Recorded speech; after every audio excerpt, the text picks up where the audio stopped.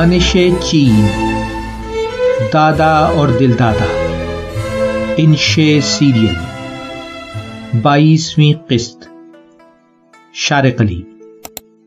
جنگل سے گزرتا ہوا نزدیک ترین راستہ خاصا تنگ تھا۔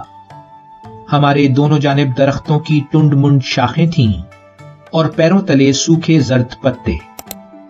بابل راستے سے واقف تھا اور سب سے آگے، پھر فیروزی جاگرز، نیلی جینز، میرون ٹاپ اور پونی ٹیل میں فیروزی میچنگ کلپ لگائے یعنی آپا، سب سے پیچھے میں۔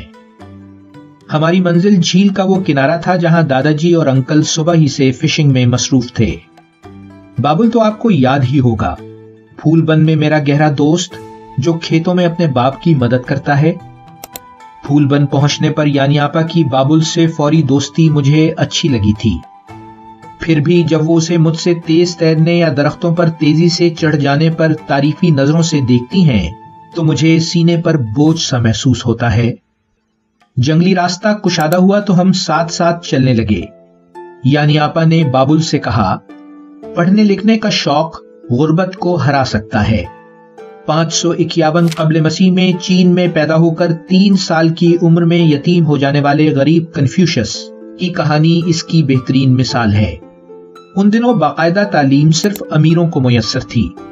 اس غریب چرواہے نے تعلیم یافتہ امیروں کی ملازمت کر کے ان کے ساتھ شہروں شہروں گھوم کر اور شاہی دربار تک رسائی میں شریک ہو کر خود کو تعلیم سے آراستہ کیا تھا۔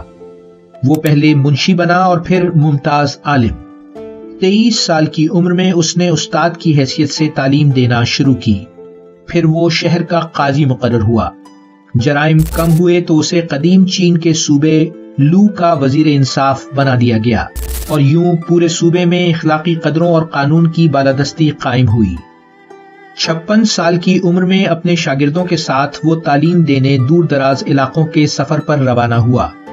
چین کی ثقافت پر اس کے اثرات 200 قبل مسیح سے لے کر 1911 صدی عیسوی تک بہت گہرے ہیں۔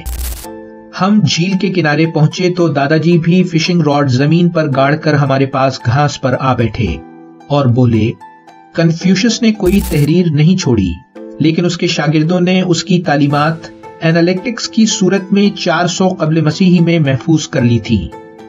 اس نے کبھی مذہبی رہنما ہونے کا دعویٰ نہیں کیا، نہ ہی اس کی تعلیمات کوئی مذہب ہیں۔ وہ باعزت اور پروقار انسانی رویے کو باکردار معاشرے کی بنیاد قرار دیتا ہے۔ وہ کہتا ہے کہ حکمرانوں پر لازم ہے کہ وہ عوام کے لیے دیانتداری، قانون کی پابندی، امن پسندی اور دانشمندی کی مثال بن کر بہتر معاشرے کی تشکیل کریں۔ وہ نظم و ضبط اور اخلاقی اصولوں پر سختی سے کاربند ہونا ضروری سمجھتا ہے، چاہے لوگ ہمیں احمق ہی کیوں نہ سمجھیں۔ موجودہ دنیا کی سیاست، نظام حکومت، مذہب اور ثقافت میں کنفیوشس کی تعلیمات کا کچھ نہ کچھ اثر ضرور دکھائی دیتا ہے۔ اس کا سنہری اصول یہ تھا کہ وہی حسن سلوک اختیار کرو جس کی تمہیں توقع ہے۔ وہ 72 سال کی عمر میں اس دنیا سے رخصت ہوا۔ جاری ہے۔ ویلیو ورسٹی، شارق علی۔